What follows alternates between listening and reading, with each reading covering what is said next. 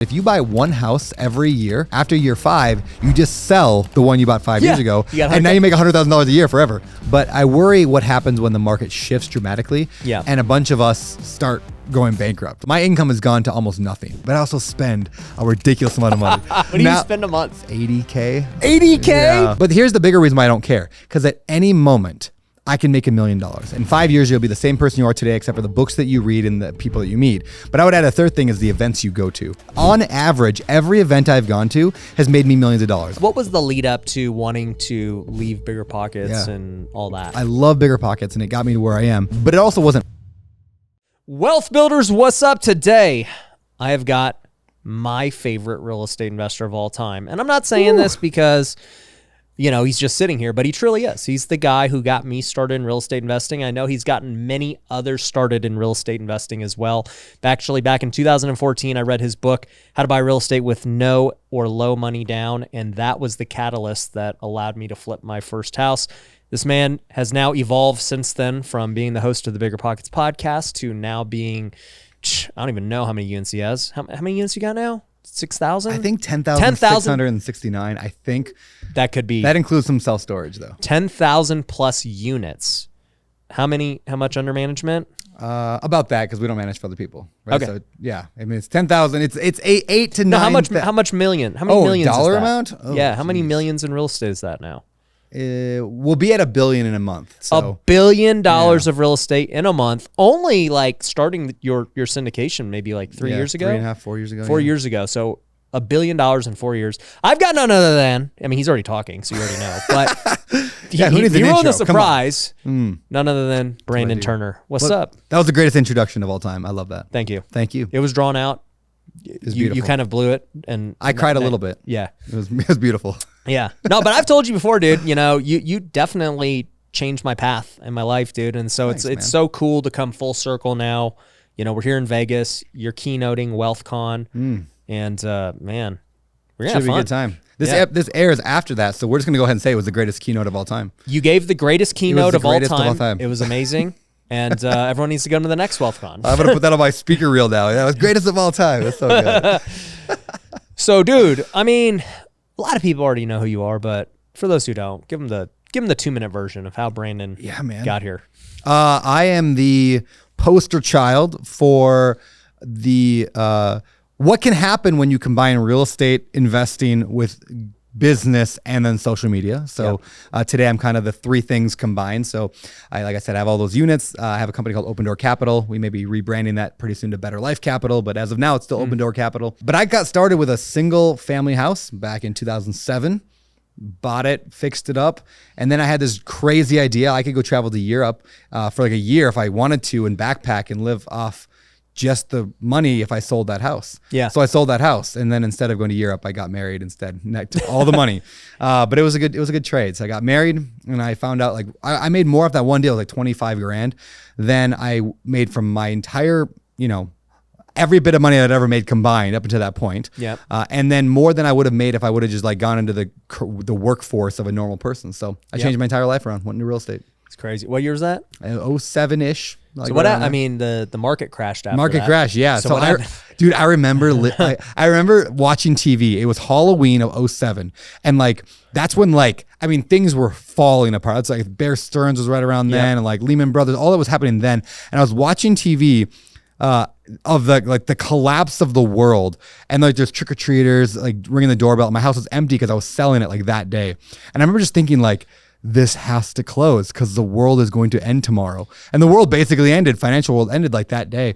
But they still bought the house, and then their equity plummeted by like half. Oh, I think I sold it for 140. You got bailed out. I got bailed out. Like another week and it would have been it wouldn't have happened. So I got lucky, and that was a rough time to be in real estate. Yeah. So what ended up leading you to BiggerPockets? How did all this come about? Yeah. So I actually, early on then, I found BiggerPockets. Like a lot of people think I started it. I didn't. Josh, that was Josh Dorkin. Give him his due. He's an amazing entrepreneur. So Josh started it in his basement. What year was that? He started 04 maybe, somewhere like that. Wow. 05. Yeah. You've been doing it that long. Yeah. It was a long time. And he it was just a forum was all it was. So I remember remember the day, and I remember the query. I went to like Google, or maybe it was Dogpile. Remember Dogpile? No. That was like pre-Google.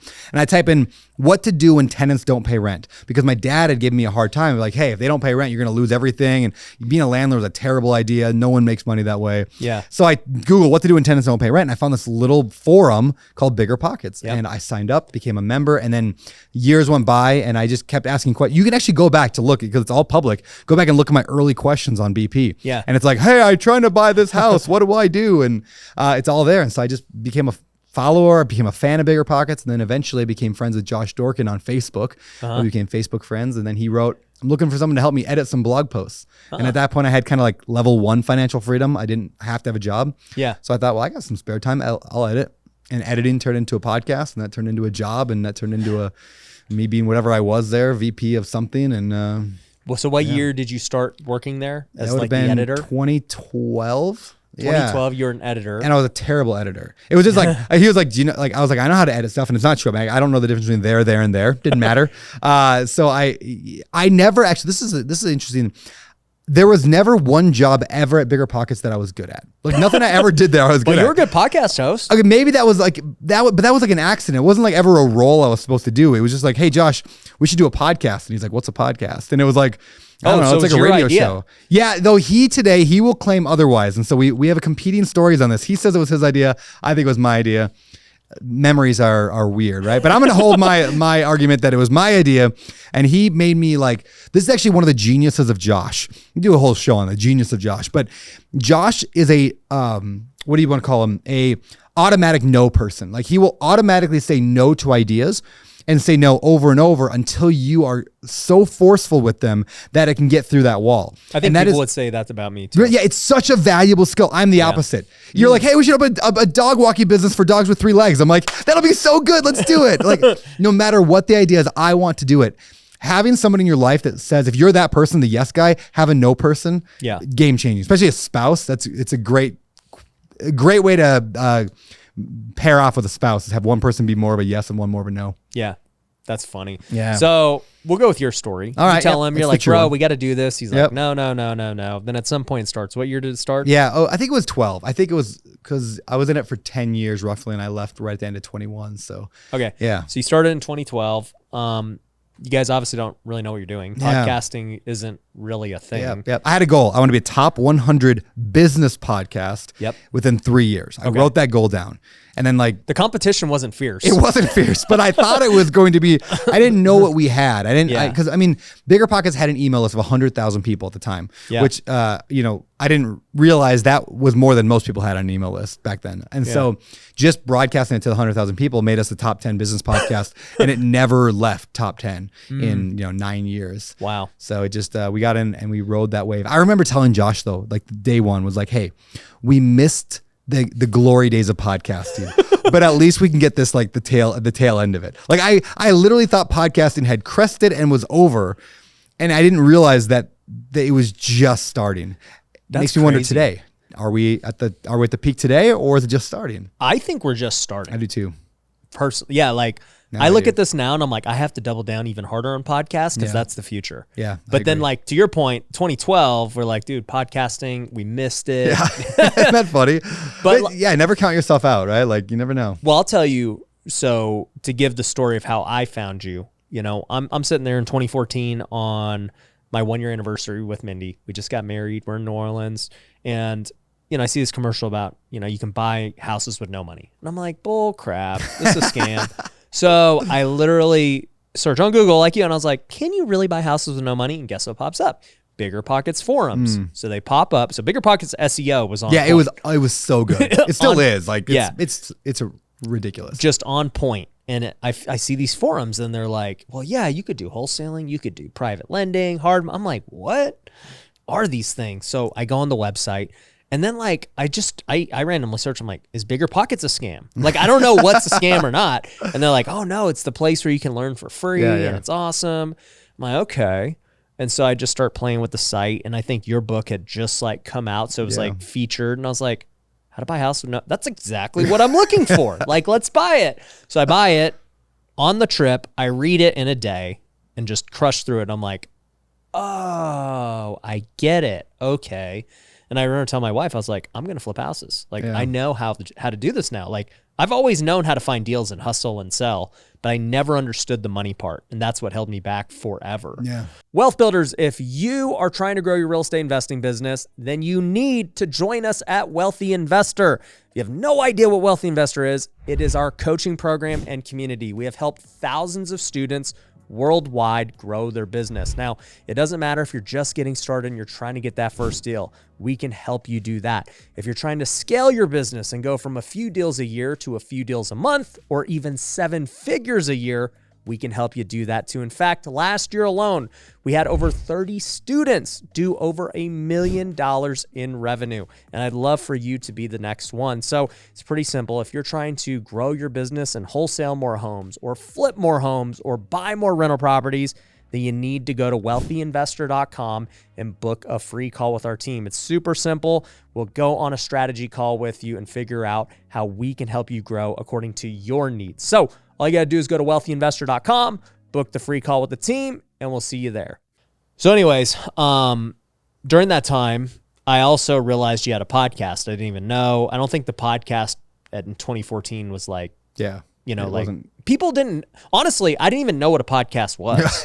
I didn't. I was just like, oh, they got this thing where they teach. And so I started looking at the episode list. I think at the time there's about like 50 episodes. And I was like, you know what?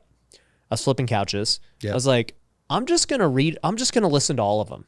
So I literally started from episode 1. Oh, I'm so sorry. I started from episode 1 and I caught up to current. And I basically did that for years. Yeah. And I'd watch every new episode. And like I want to say I listened to probably the first 200, so. Yeah, that's a lot of me talking. I've heard you a lot, dude.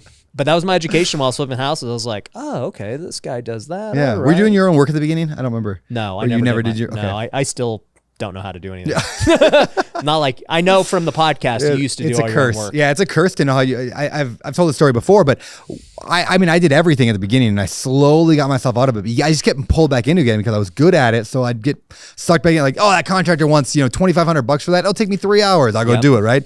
I had to literally sell all of my tools to get out of that mental part of my life. So I sold every tool that I owned. So I had no option. I had to burn those ships, right? Yep. And so today, I talked to a lot of people about who have similar problems, and I'm like, you got to sell the tools. And they're like, well, get rid of the truck. Yeah, exactly. Get rid of all the things that could hold you to the old mentality. Yeah. And elevate your mindset to a new one. And if it takes a physical thing to act to do that, then do the physical act. Yeah. No, 1,000%. So obviously, like, I started listening to BiggerPockets and it just started to grow. Like, anyone who's in real estate had heard of it, right? And, I think, around 27, like, so also the way this happened, I was like, oh, dang, this guy Brandon is cool. So I just friend requested you on Facebook because Facebook was all there was. And then I remember DMing you back in 2018. And I was like, hey, dude, just want you to know, your podcast, you've changed my life. We've never really talked. But, here's what I was doing. Here's where I'm at today. I'd love to share my story on the show. And then, we could still probably go look on Facebook Messenger and check it out. Yeah. But that was it. And you were like, dude, that's awesome. Just here's the link. I'll put in a good word. And then boom, I was on the show like, I don't know, a couple months later. I still remember that episode. That was a great episode. Yeah. People loved that episode. Yeah. This is relatable, right? Like flipping couches. I know. Yeah, like such a good story. Yep. So that was in 2018. And for me anyways, that kind of like put me on the map, I guess, more nationally because locally people knew what I was doing.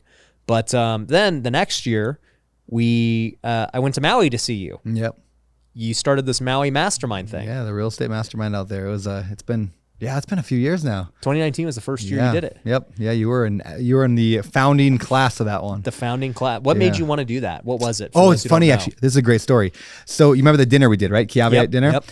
So I became friends with this guy, Yeshua, and Matt, and they run this company called Caveat Outdoor, and they're like this, they cater these high-end outdoor dinners, we did it in a field down by Big Beach. It was just ridiculously nice food and wine in this crazy cool setting. And they do it for celebrities and a lot of like big people that come to Maui and celebrities and wealthy people.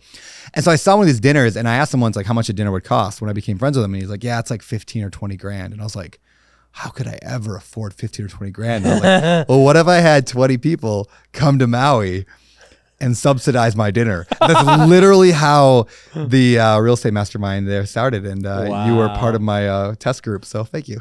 It was great. Yeah. I went surfing for the first time. Yeah. We had that meal, which was delicious. We had that one place in Andaz. Yeah. Yep. The kitchen. I can't remember what it's called, but yeah, it's a good place. So good. Yeah. Met some amazing people. Yeah. We met for the first time. I met investor girl Britt, who's been on the show. We've met a few other people there. Yeah. But it was just great. And I remember one of the takeaways, and it's kind of funny, was I actually was in like a small mastermind group with Britt. Yeah. And at the time she was doing good on Instagram. And I had like maybe 10,000 followers or 5,000 or something. That was it. No YouTube, no TikTok, no podcast. I didn't do any of that stuff. And she was like, Ryan, you would be really good. Like, you are good on social media. Like, you just need to like make more content and take it seriously. And I was like, yeah. And she's like, I mean, look at my stuff. She had like 100,000. She was like, I just do this and it's not that hard. Like, if you really commit to it, you could be good. Yeah. And I was like, you know what? I'm going to do that. Yeah. And so I remember I left the Maui Mastermind. I ended up hiring my first videographer, and then COVID hit. Yeah. And then, but like, so I had already had this idea. I was like, you know what, dude, social media is important. And then COVID hit, and it was like really the catalyst, because I was like kind of just dabbling a little bit. I was like, yeah, film me and we'll go do some content for a day and that'll be it. Yeah. And then during COVID, I was like, no, like we need to build a routine. It's like, we're going to film X amount of content every single week. Yeah. And yeah, what's cool about that story? yeah, What's cool is like, there's a famous quote that says, in 5 years, you'll be the same person you are today, except for the books that you read and the people that you meet. But I would add a third thing is the events you go to. Yeah. Right. Like when you never know what event you're going to go to, and you're going to meet that one person or get that one book recommendation or have that one idea or whatever that thing is. And so people oftentimes will look at an event like, WealthCon, right? Like, well, what am I going to get out of it? Am I guaranteed to make a lot of money by going to this thing? I went to that one conference and I didn't get anything out of it. And I'm like, just go, because you never know. Like, on average, every event I've gone to has made me millions of dollars on average, right? Not everyone does, but some of them I've met. Like, I met David Green at an event, who we ended up doing the podcast together for years. Yeah. Right. And I wouldn't have had Open Door Capital today if it weren't for an event, because I met Brian Murray at actually the first Maui Real Estate Mastermind. Like, that was where you guys started talking about it. That's where me and Brian Murray started talking about it, and Ryan Murdoch. And like, we formed that whole thing out of that group. Yep. And so and now I've gone to a dozen, masterminds or meetups that I haven't had that impact. But on average, they all make you money. Same with books. Every book I've ever read has made me on average of $1 million, right? Yeah. Every book I've ever read, nonfiction book, because all of my, like, on average, it's ridiculous when you start thinking that way. Yeah. Thinking in averages. Like, I want to write a book someday called Thinking in Averages. Well, I mean, if I just credited what your book has built, you never know if you wouldn't have read it. Yeah. Like, I mean, and it will keep adding. Yeah. As long as my real estate career exists. Yeah. The fact that this book was a catalyst for everything. Yeah, that's cool, man. So I think I'm with you there, dude. Just millions per book. So in other words, come to WealthCon and other events that Ryan puts on. That's it. Ding. That's it. As long as that's all you got to do. You're good. Wealthcon.org. All right. There we go. Actually, speaking of that, I mean, this is going to air after, but our next event is going to be in October. We're going to, who knows, maybe the speaker's already announced by then. But we just try to keep one-upping it every single time. I love that. It's fun. But yeah, dude, the Maui Mastermind was amazing.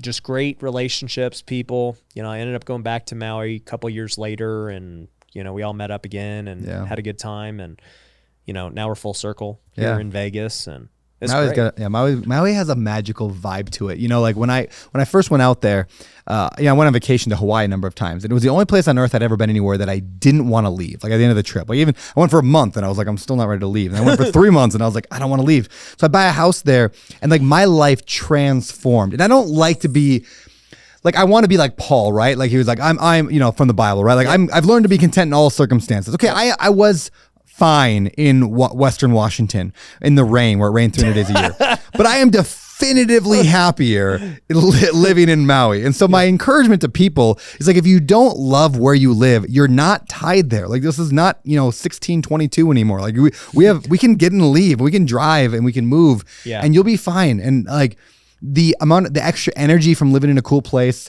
and when you're near a place that works for your real estate or whatever it is, like, life can get better. If you don't like where you live, move. Yeah. So do you see yourself living in Maui the rest of your life?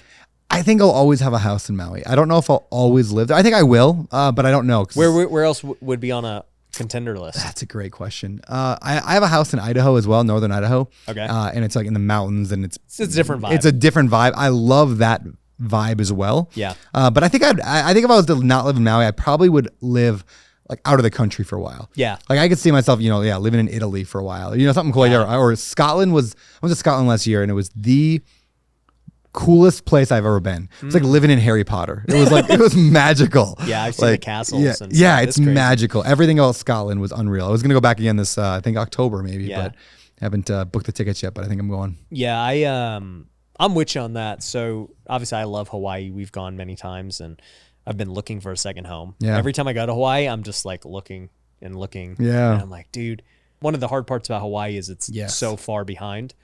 That's one of the really good things and really bad things. Like, you gotta wake up early. Yeah, exactly. But I love the fact that like by noon, no one else working. Like no one works after noon in Maui because the whole rest of the U.S. is off work. Yeah, and that makes that really nice. So everybody just I honestly I'd like that too. So maybe one day Hawaii too. Entrepreneurs, if you want to grow your business, there is no better investment than your own personal brand. The smartest thing I ever did was start creating content and investing into my brand. Ever since then, we've been able to triple our business. I've been able to raise more money than ever to continue buying more real estate. And it's all because I create content just like this. Now, a lot of people have asked me, Ryan, how am I supposed to do it? I don't know where to start. I don't know who's going to edit it. I don't know even what kind of setup or camera or anything to do. Well, here's the thing. We can help you with all of that at Pineda Media. We have a podcast checklist that you can actually get for free at pinedamedia.com that's going to go over everything you need on starting a podcast. But to make matters even better, we'll actually edit your podcast for you. We'll repurpose it into short form clips like you see on my Instagram and my TikTok so that people will start seeing those clips and watching your podcast and in turn being customers or investors in your business. So if you want the one-stop solution where you can get everything done for you, plus get the education you need to grow your personal brand, then you need to go to pinedamedia.com and book a free call with our team. You can also go get that free podcast checklist and that training program absolutely free by just going there. So go check it out. I mean, I want to get into your new podcast and Better Life and everything you're doing. I'm going to be on your show right after this. Yeah. But speaking of just podcasting, so how are you getting people on your show now? Because before BiggerPockets was all virtual, so very easy for you. You just go sit in your little pool house and film, and you loved it. And now you're doing everything in person. So like, what's that been like? Yeah, it's a huge transition. Everything's in person. We did a couple of recordings in Maui, and like the actual goal eventually is when we're a big enough show to get people to fly to Maui for the show, then I'll do a lot more in Maui. But I want everything in person because the game today, as you have recognized, the game is social media. The podcast game is social media. Now, podcasts are still huge and people listen to them, but they don't grow organically as well as they used to when there was like 12 shows. Like, so today they grow because you see a clip on Instagram or TikTok. Yes. So we're investing heavily on the video side, just like you are. Doing a ton of video content. Even a lot of the ways that we craft questions within the show are designed to be viral. To be viral in nature, right? So like repeat after me, like, fill in the blank here. True wealth is not blank, it's blank. And then they can say that line, and then that line gets clipped out later for social media. We've thought about doing that. We need to.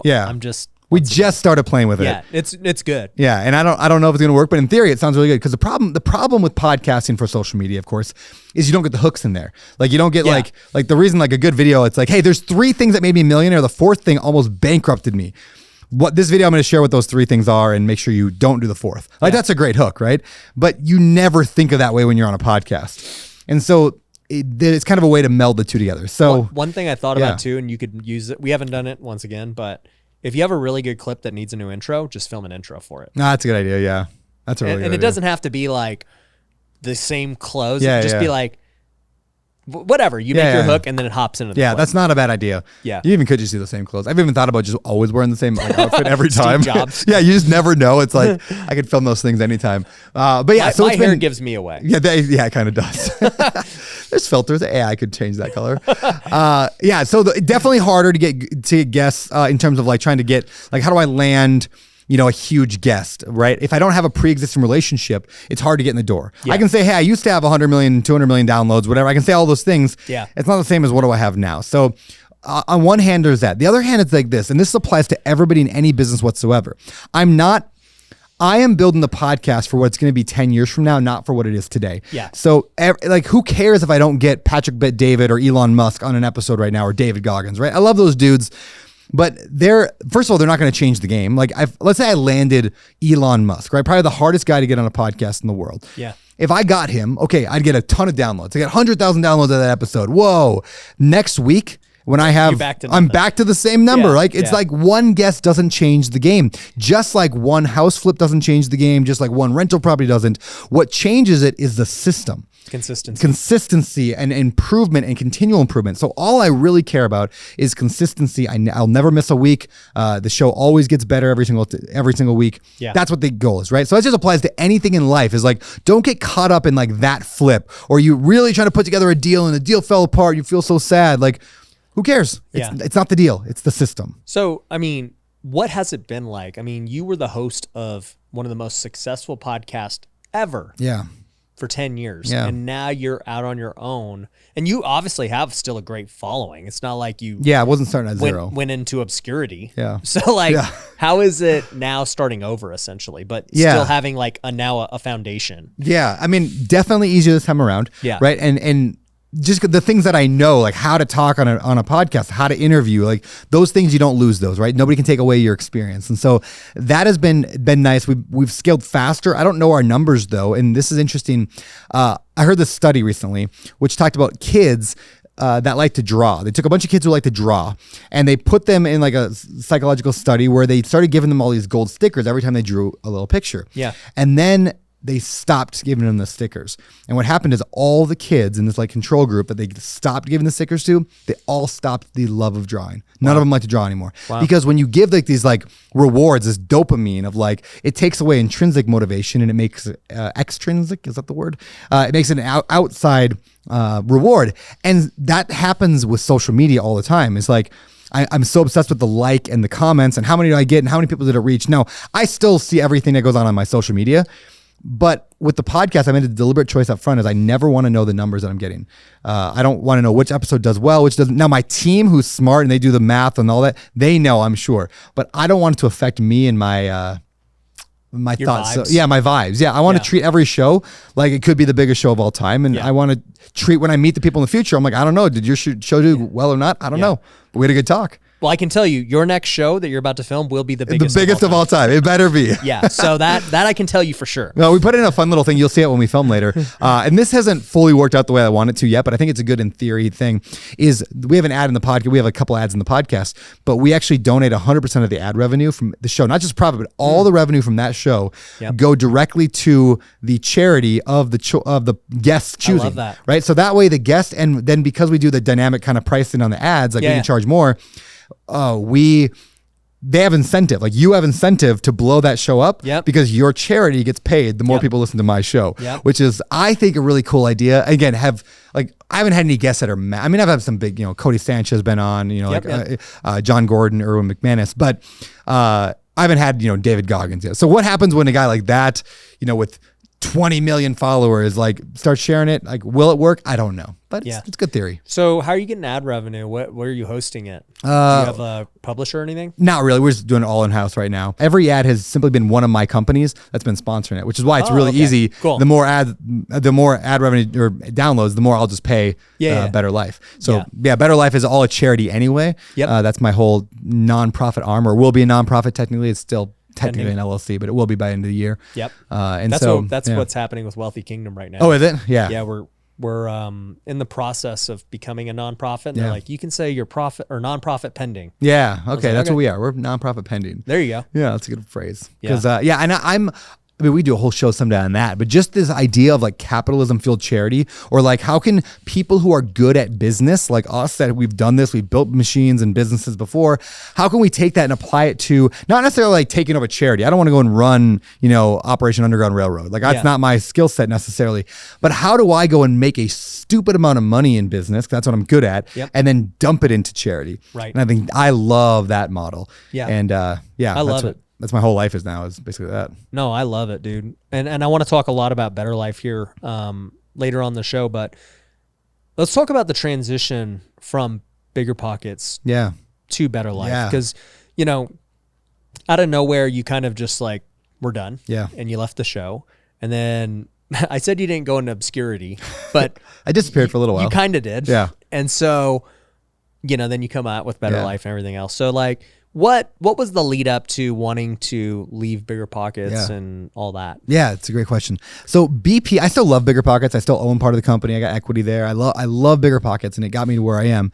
But it also wasn't mine. I mean, it was owned by private equity. You know, majority owned by private equity, and not my pocket. So the more I built that, I made incrementally more money. But on a business side, financial side, I crossed the threshold of, can I do more on my own with my own brand than I could do as a smaller piece of BiggerPockets. And so financially, that I finally in my head, now maybe years earlier I actually crossed that, I just didn't have the confidence to realize it. Yeah. But I finally crossed that, like, oh, I can build more wealth on my own than through them. But that wasn't the only reason. It was also just, I'm a control freak. That's why we're entrepreneurs, right? We like to control things. And even though I love the company that you know, the people that own BP, they're amazing to work with. They're one of the best people to work with. But it wasn't me. It wasn't my choices, right? So I still couldn't decide where the companies went. So I wanted some flexibility there. I wanted to be able to build something myself. I got some really good advice from a performance coach of mine, a guy named Jason DeRees. And Jason said to me, I've been working with Jason for 6-7 years now. Same coach for a long time. And he said, I know you, Brandon, and you're going to quit here on December 31st. And on January 1, at 9 a.m., you're going to have your whole life planned out on a vision, and you're going to know exactly where you're headed, because that's just how you operate. And it's kind of true. Like I'm a visionary. So like I'm going to go gung ho for it. He said, I encourage you to take a year off and he said, for a whole year, make no decisions as to what that future is going to be.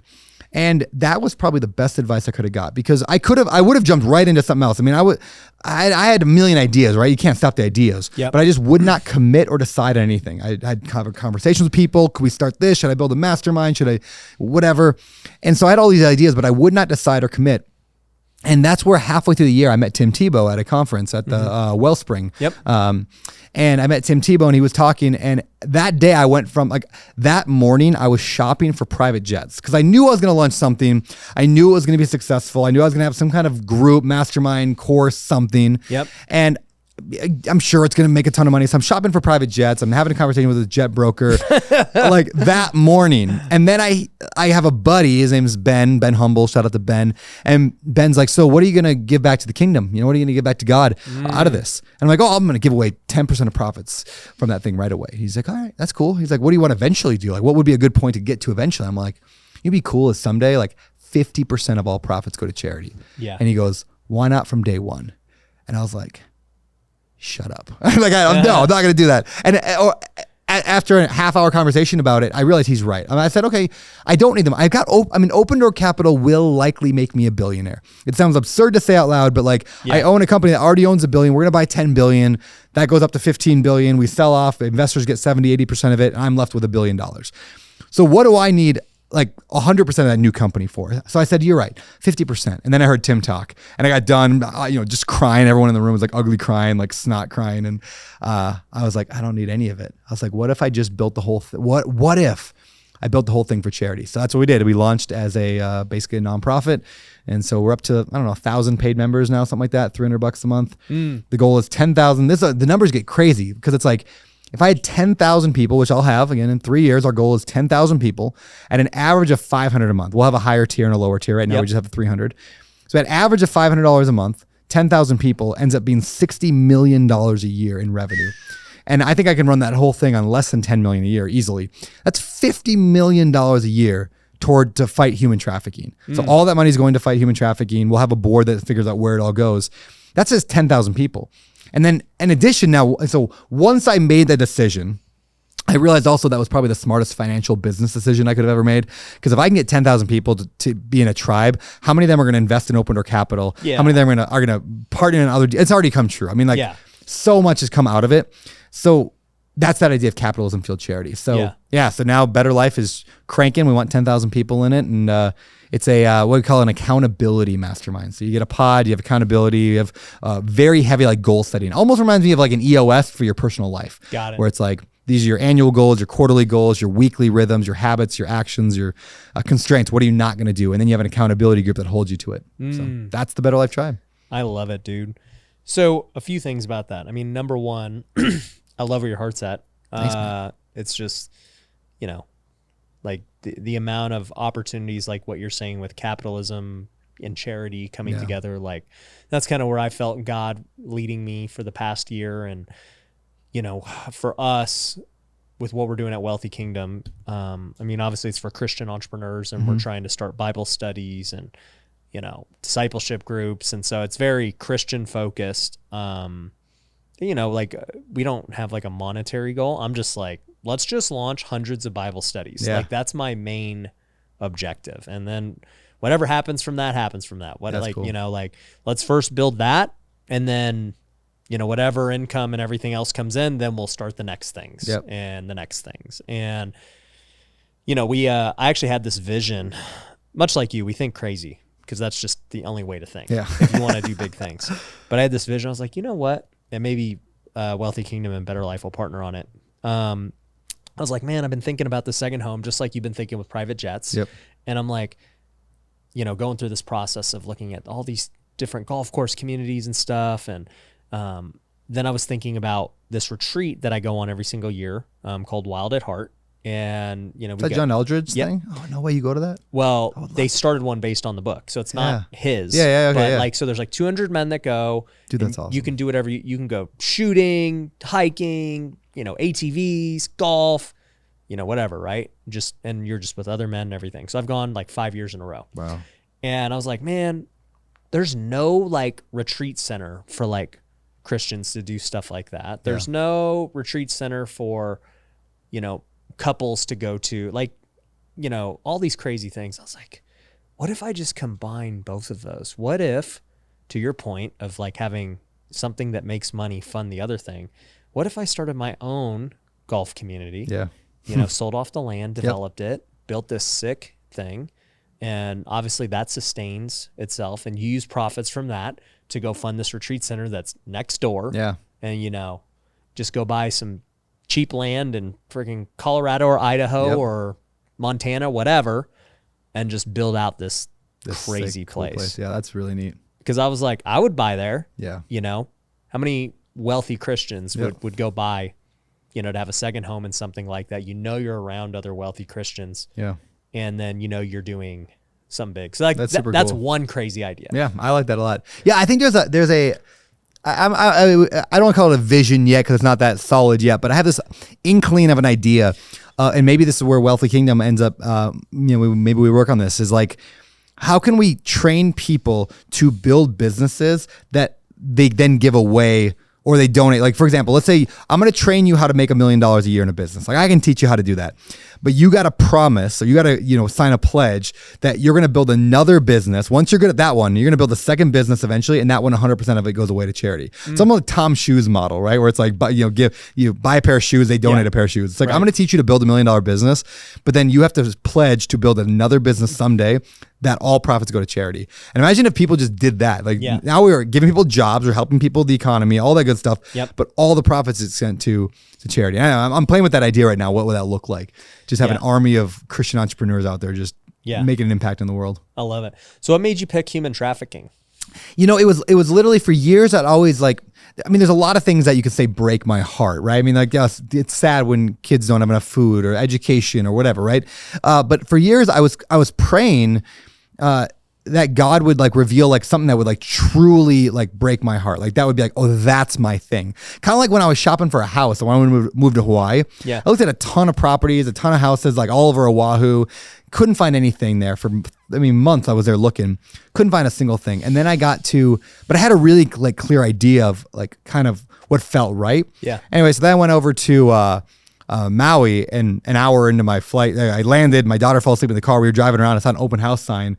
I drove up to the house and I stood there and I go, oh, this is my house. And I bought that one. I look at, like, it was like, cause it was so clear to me. And that's what I was asking for when it came to like charity. Yeah. I was asking God, like, I wanted that level of clarity of like, when I'd be like, oh, that's the thing. And I never got that for years and years and years and years, never got that thing that was like, that's my life mission until that night hearing Tim talk. And I was like, human trafficking, I can put my life toward that. Like that is a mission that that's a mountain I can never climb. Like you can never beat, I mean, we're never going to beat that most likely. But it's like the starfish analogy, right? Of the kid on the beach throwing starfish in, right? And it's like, well, you know, you can't make a dent on all the starfish on the beach. And the kid's like, well, it made an impact on that one. So it's like everything you do. And like we asked Tim this, and it's hard to nail this number down. He admitted that's a really hard number to nail down, but like there is a number on what it takes to save somebody from human trafficking. And so like, it's probably in the $2,000 to $4,000 range. So it's like for every $2,000 to $4,000 I make, we can save somebody from like a life of just horrific existence. And then that, sounds like a pretty good way to make money. I have a buddy actually who has a company, I don't know if you call a company a charity, where they've nailed down how much it costs to save someone's soul, like salvation. It's like, and they use like Facebook ads, they use sales funnels basically, Facebook ads, Google ads, YouTube ads, driving them to like a prayer person who gets on the phone with them and talks to them, consults, and then they track every single metric. I think his number, like what would you guess to save a soul? Like salvation. Well, the gift of salvation is free. It's such a weird thought to think. But as far as acquiring the customer, just based on what you're saying, maybe $500. That's what I would have guessed too. I guess 500,000. He said it's like $30, which is shockingly low. Wow. And he's like, obviously it's different in different parts of the world, different whatever. And he's like, for $30, we can get somebody to at least have like to say they are like not a Christian and now are Christian, and they walk through the prayer or whatever, right? So now how many of those are actually going to end up true? It's like the 1 in 4, like you know, the seed that falls on the road and all that. But even if it's that case, okay, fine, 120. Even if it's 500, even if it's 1,000, right? When you start thinking in those terms, like it's definitely less than 1,000, right? Like, okay, why aren't we just let's just freaking throw as much as we can. You're right. Like when you start thinking that way, that like we're like even like feeding kids and like trafficking, there's numbers that apply to all of this. So I'll tell you, that was exactly my thought with Wealthy Kingdom. Was people are like, well, what are you gonna charge for it? You know, it should all be free. And I'm like, well, how the heck are we gonna like create massive change? Like we need resources to do it. You know, it's not just gonna like magically happen. And I was like, you know what? I'll just make it $600 for the year. Like it's at that point where anyone can afford it. And it's also at the point where, you know, if we go get to your point, let's say we get 10,000 people at $600. You know, what's the math? Real money. You know, it's I don't do math. Millions I'm a real of estate dollars. investor. That's $6 million, right? Sure. I think should be. So anyways, with $6 million, I can go run a ton of ads and I can multiply this thing very quickly. And guess what? If I know I can get a certain amount of leaders per person who joins, then cool. How many new leaders did we just get? They're going to start local Bible studies, who then, you know, by the way, anyone can come to a local Bible study for free. And they're every week. Like we literally next week, because WealthCon's this week. Next week, we're launching 40 Bible studies locally. That's awesome. For our first like run through. Like we've already been training them the last 2 months. So to me, I look at that and I'm like, wow. So we got 40 people who have stepped up out of our entire group who are now going to go run these Bible studies.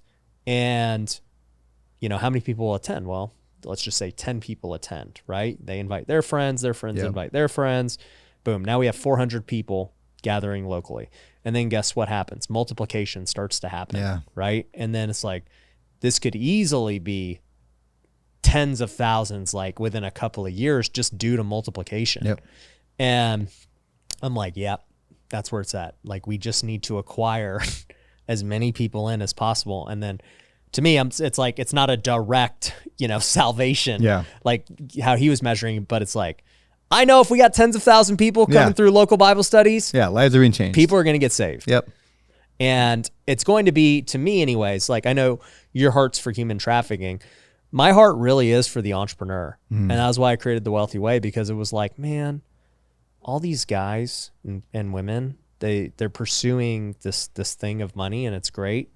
Like, we need money, but they're missing like the real truth and the real purpose. And I'm like, and nobody's talking to them, because guess what? It's like when we go to donate and everything, people know about the poor. People know about the sick. Like, they're not underserved. Yep. There's plenty of things for them. But then like, you go to the person who's making money, people are like, no, that person's good. They don't need any help. Yeah. And it's like, well, then who's serving them? And then I look online as an influencer and I'm like, how many big, like outspoken Christian entrepreneurs are there out there, like making content and leading people? And I'm like, I just like started to really think about it. I was like, who are the guys? And I was like, I don't know. I mean, there's like you, there's me, and who else? Yeah. Like I just, that's because if you get too down that, and I'm curious about it, you've seen it. If you go down that path too far, you might start losing followers. Yeah. You might people might not like you as much, and everyone's like, yeah. And I'm for gonna be me, a secret Christian. Yeah, I just It's don't care like- anymore. I love that. I just do me. I don't care. Yeah. So, but like that's where my head's at, and it just became so completely clear to me one day, because I was like, wow, they really don't have anyone to look up to. Yeah. And I was actually listening to I'm watching the movie Jesus Revolution. Did you ever see I that? haven't seen it yet, but I want to. Okay. So I'm watching it right now, and basically I was watching an interview that my friend Ruslan did with Greg Laurie, and Greg is like the movie's about his life and everything.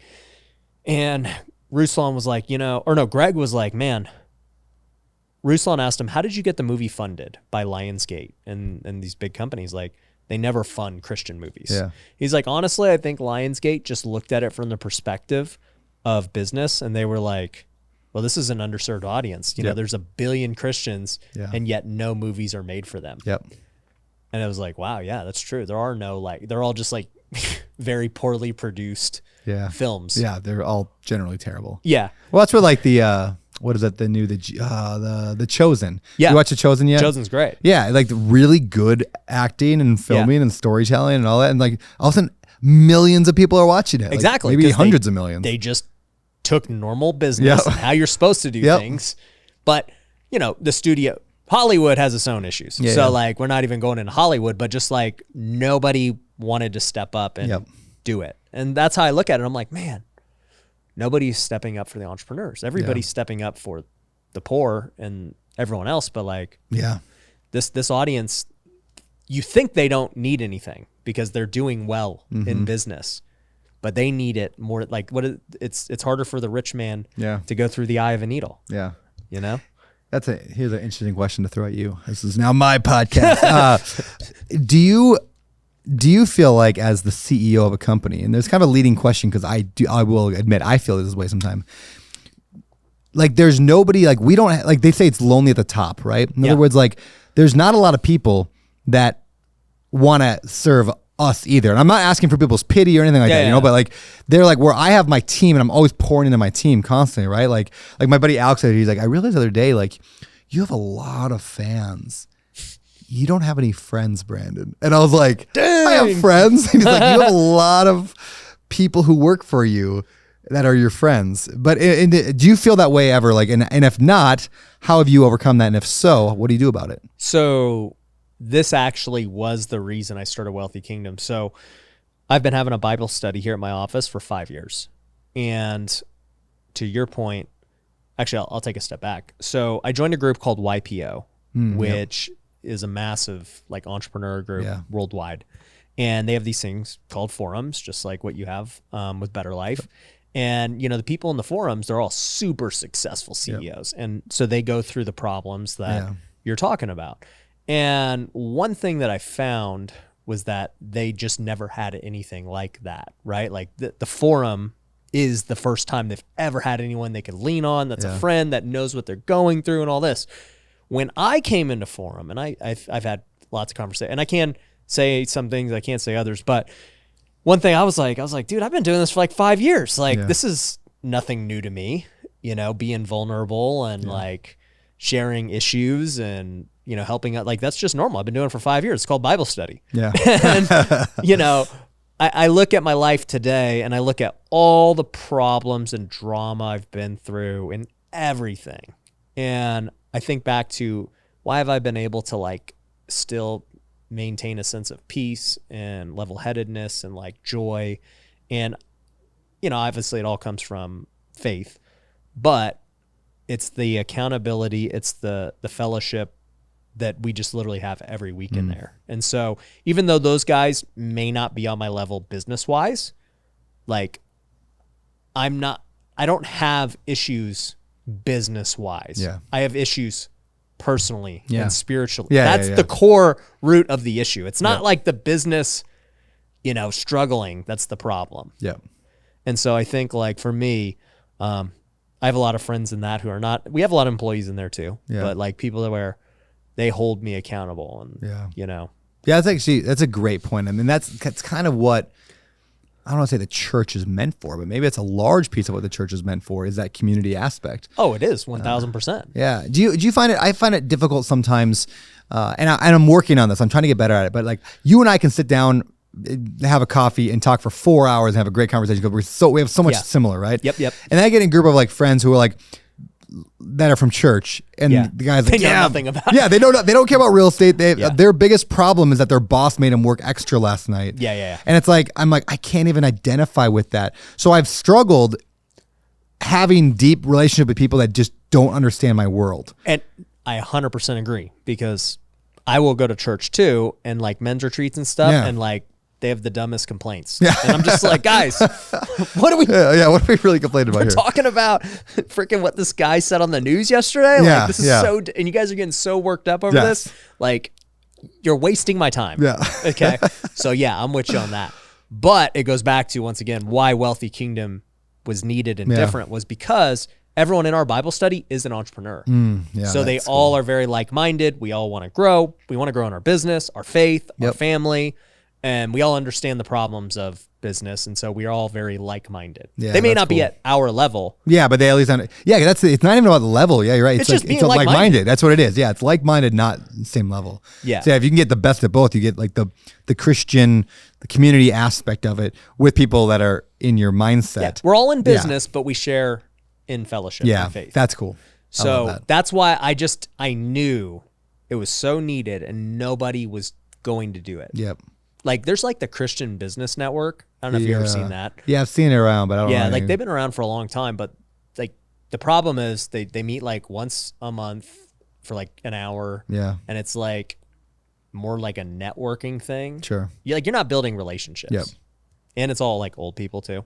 So like it's kind of the like name of it just sounds old and kudos to them. Like I'm down for like anything building the kingdom. So they're serving their audience. Yes. But nobody's serving this social media younger audience. Yep. And it's funny because like I think I'm serving the young audience, and I'm like, man, I'm in my mid-30s now. Like I'm like I'm not as like young as I think I am. I know I'm much closer to 40 than I am even 35 now. I just turned 38 yesterday, and I'm like, I'm getting old. Happy belated. Thank you. But no, I guess for you and for me, what has changed your mindset where we're both literally like walking the same path of like, man, we've built businesses, we've made money, we've written books, we've done podcasts, like we've done so many things, which is why we get along. But now we're both at the point where we're like, you know what? I'm going to keep making money. Yeah. Like, but that's not going to fuel me to do more. Yeah, I think it's like, they call it a hedonic treadmill where it's like, you get buy a new car and it's really fun for the first like week, and then it's just your car. Yeah. And like now that's the new baseline, and you're not any happier. Yeah. I think that you can get this hedonic treadmill when it comes to success and wealth, right? So like, I make a lot of money.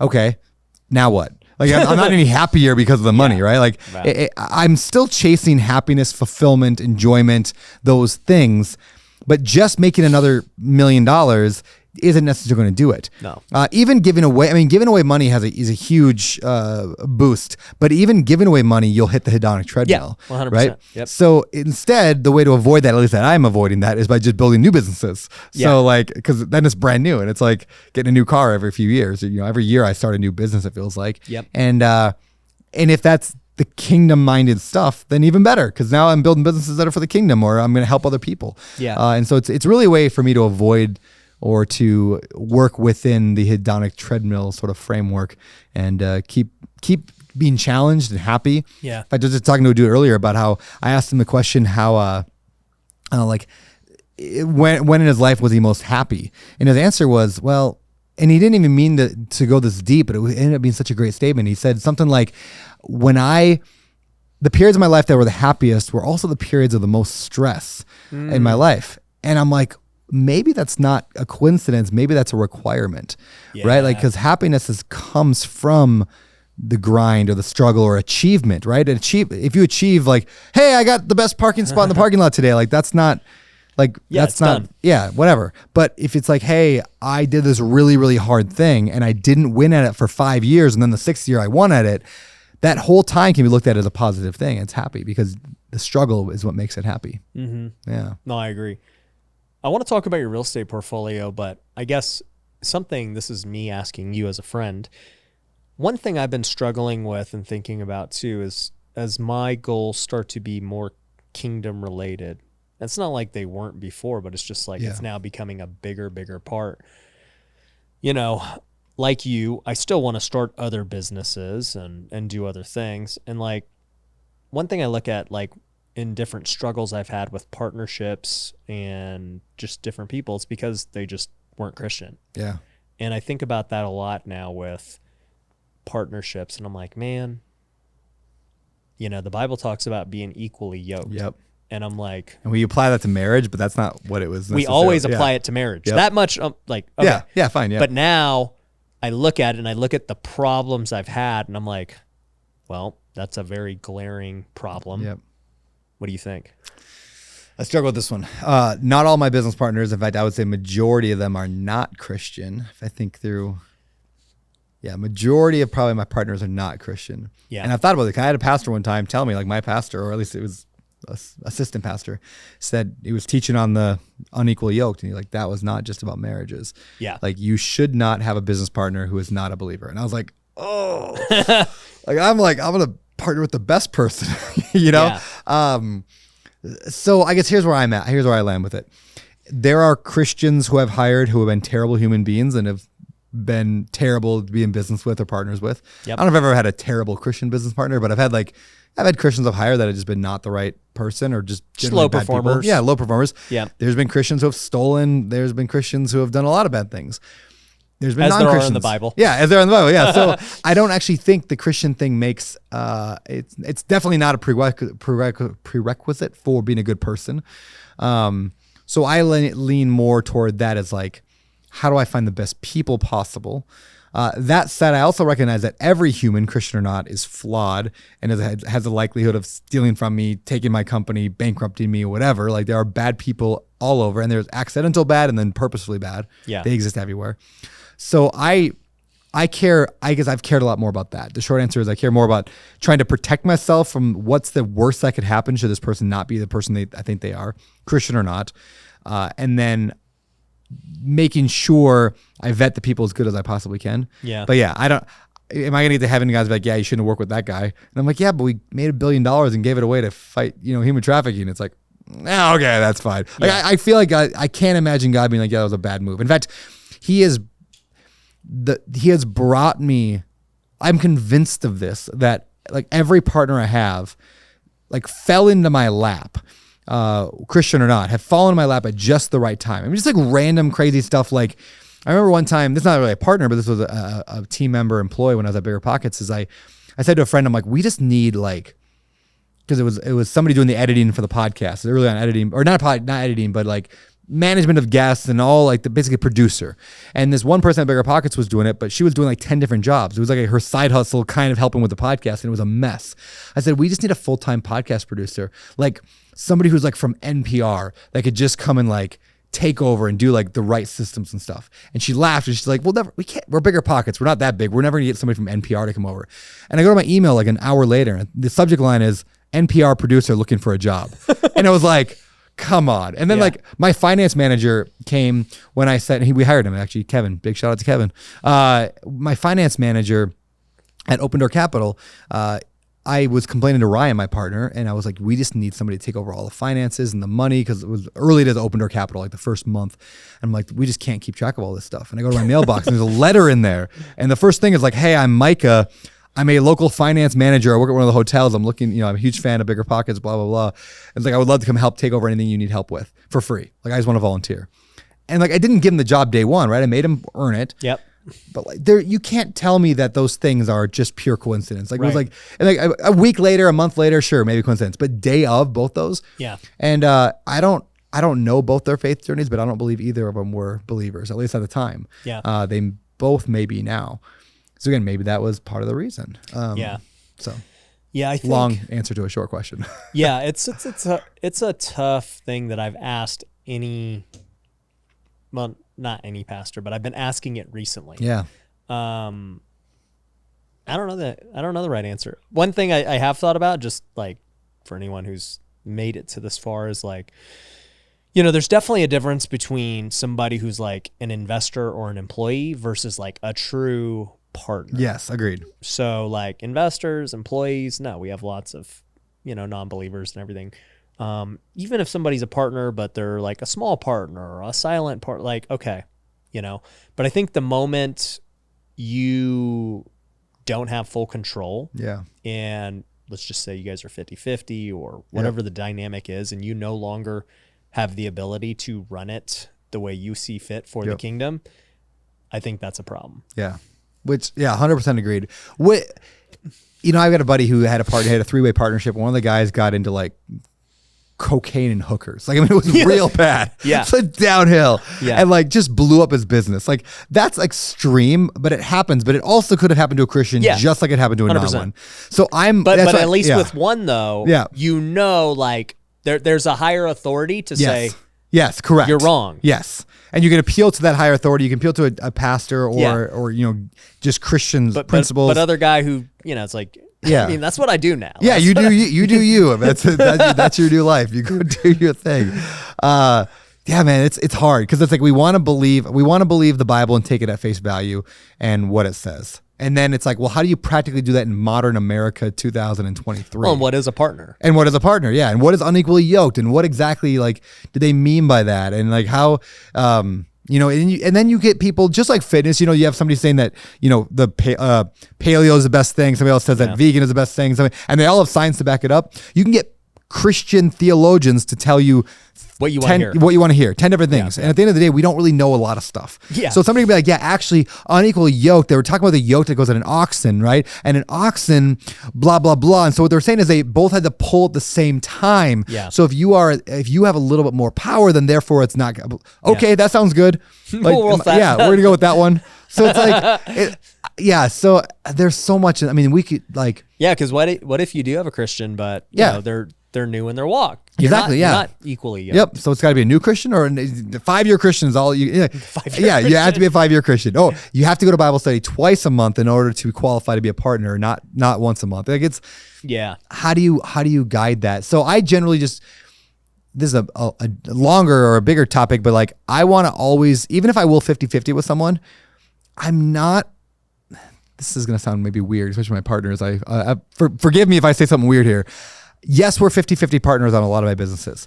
But at the end of the day, at any moment, the brand is here, not with them. I can leave and go do Open Door Capital 2.0 over here with a whole new crew that doesn't involve them. And guess what? Almost nothing changes. Yeah. So yes, we might be equally from equity standpoint. In fact, at Open Door Capital, I own less than 50%. I'm with 42% of ODC, I think, because I give equity to all my team and my employees and partners and everybody. Not everybody, but a lot of people have equity. But I could at any point lead. So now, are we equally yoked? It doesn't quite feel like we're equally yoked, right? Like it still feels like I'm the leader, at least from a visual standpoint. So, well, I mean, Elon Musk owns 10% of Tesla. Yeah, exactly. But like, he's not, and he is the leader of it, and he could go start Tesla too, and no one would really care. Yeah. And whoever owns the rest of the 90% would just be out probably. So he is the leader, whether or not he has 50% ownership. Yeah. And so maybe that's the way to look at it. Basically what I was getting at with control. Yeah. That's what it is. There's ownership and there's control, and those are not always the same things. Yeah. 100%. Yeah. So let's talk about Open Door Capital. So, you started this thing.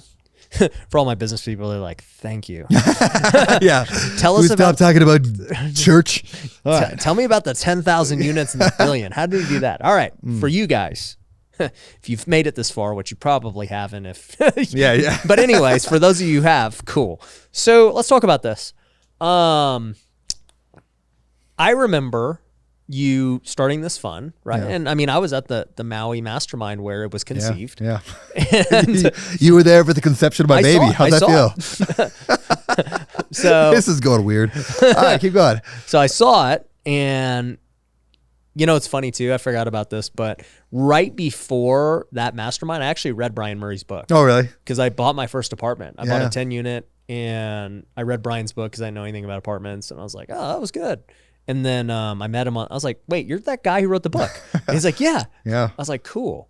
And anyways, you start Open Door shortly thereafter, and you wanted to buy mobile home parks. Yep. That was like the first thing. Yeah. Like what led you down that path? Why even start it? What Yeah. happened? Yeah, a couple of things happened. One, I was on stage at there's a few areas that began this, but they flow together, so I'll tell both stories. One of them, I was on stage at, what's that conference? Best Ever Conference. Joe Fairless has a big conference called Best Ever. I'm on stage at Best Ever, and I'm looking out at 1,000 people in the audience, and they're mostly syndicators and big real estate investors with hundreds or even thousands of units. And I realized in that moment, I did not deserve to be there. Like, I had like 30 units at the time. I mean, I was like small time. I just had a big podcast and I could sell tickets to a conference, so they put me on stage. And I remember saying to myself, someday I want to be back here and I want to deserve to be on this stage teaching these people, because like I was like, yeah, the least qualified person in that room. And I was like, so that was, I left that Least conference. qualified, most known. Yeah, exactly. Least qualified, most known. And I'm like, I want to be the opposite, or at least I want to be both, right? Like I want to be most qualified, most known. And so I left there going, okay, I'm going to do that. So that's one piece of the puzzle. Then I went to, on the flight home, I read the book Vivid Vision by Cameron Harold. You had us go through that. Oh, yeah. Make a really clear vision for what you want. It made a huge dent in my life, because I was like, what do I want? Like, I could buy apartments or mobile home parks or self-storage, and there's a million things to do in real estate. And I read this line actually in the book Traction. It said, it's more important that you decide than what you decide. And that stuck with me. And so I was like, you know what? I've interviewed people who have done mobile home parks, and every time I do on the podcast, I interviewed them, I was always super intrigued. Yeah. And so, but I also like everything else. It's all fun, but I was always a little more intrigued by mobile home parks. So finally, when I was doing the Vivid Vision, I just literally on that plane ride, I was like, okay, I'm going to buy mobile home parks. Like, that's what I'm going to do. Yeah. And, I went all in on mobile. It was more important that I decided than what I decided. Now we buy a lot more than that today. We buy apartments and self-storage as well. But it started with just making a choice and saying, I'm going to go in. So newbies all the time, I'm sure they ask you the same thing. Like, what do I do? Do I buy a duplex or flip houses? Yeah. It's like, doesn't matter. Yeah. It all works. Do one. Just do one. And if you don't like it, you're going to find out very quickly you don't like it, and you'll change. Yeah. Now I did a mobile home park and I found out I liked it. So that happened. And another thing happened in that, two other quick things happened. One, I went to Nashville. A buddy of mine owns a music production company, does a ton of like the Newsboys and Skillet and all the big Christian bands, but he also does a lot of huge country bands. And Grammy winning team, like he's a Grammy winning, the whole team's Grammy winning. I go there and I recorded a song in his studio. Okay. And it was like the best day of my life. Not because I was in a Nashville studio, but because I got to witness this amazing team of like 5 or 6 people who loved each other. Like they did work together. They loved each other. They hung out in the evenings, but they were all top performers, like the best of the best in the world. Yeah. And I was like, I want that. Like, Yeah. I want people who I love to hang around with that are the best at what they do in the world. And so it was all of that kind of culminated together into Open Door Capital. And then I saw what, Grant Cardone was doing, which was being a big influencer and using that to raise money. And when I interviewed him on the podcast, it clicked. That day I was like, oh, if I get millions of people to know, like, and trust me, I can buy a bunch of real estate. So that's how Open Door Capital came about, was all those things kind of smushed into one idea. That's funny. Yeah. I had Jordan Feliz on the podcast. You ever listen to his music? Wait, a little bit, yes. He had a real big song recently. He has a few. Yeah.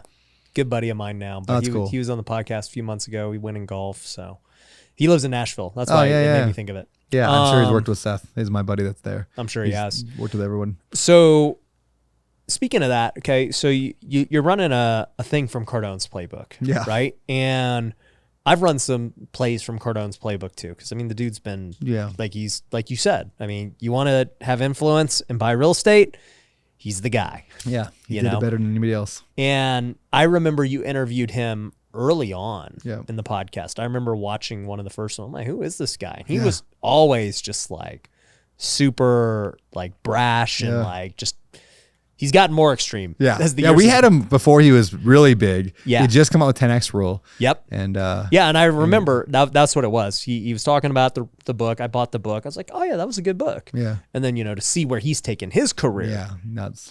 10 years later is insane. So coming from a background of BiggerPockets where he was on BiggerPockets, but BiggerPockets was kind of always against gurus and paying for education and all this stuff. Like, how did you feel about all of that? Yeah, it's a good question. Yeah, Josh was BiggerPockets was built on this idea of you do not pay for education. Yeah. Very, very, very hardcore stance. Josh still has that stance today, very much so. BiggerPockets still the most expensive thing you can do is $40 a month for a pro membership. And that's not education, it's tools. He doesn't, you can buy a book for $20, right? Yeah. I was very much part of that, and I still am in some ways. I'm part of it. What I do not like is the grandma who saw an ad on the radio to come to a boot camp. Yeah. Gets told, here's how you raise your credit card limit up to whatever amount, and that whatever amount her credit card limit is happens to be the price of this program. That's $20,000, $30,000, $40,000, which then you get a bunch of workbooks. Like, I have a friend who spent $20,000 and they gave him like 6 workbooks. That was it. Like, he got workbooks, and I'm like, oh geez.